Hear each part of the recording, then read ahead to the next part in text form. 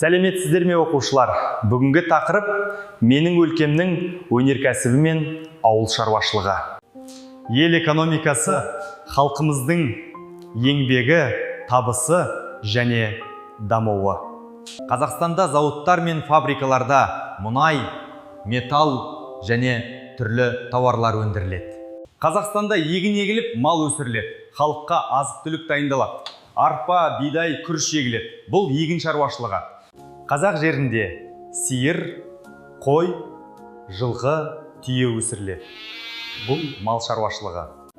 Еліміздегі өнеркәсіптің негізгі саласына жер қойнауындағы пайдалы қазбаларды игеру жатады. Мысалы, мұнай. Мұнай өте маңызды пайдалы қазба. Одан жанармай және басқа да қажет заттар жасалады. Экономиканың басты міндеті табиғат байлығын мейлінше үнемдеп, ұзақ уақыт бойы адам игілігіне жарататындай етіп қолдану.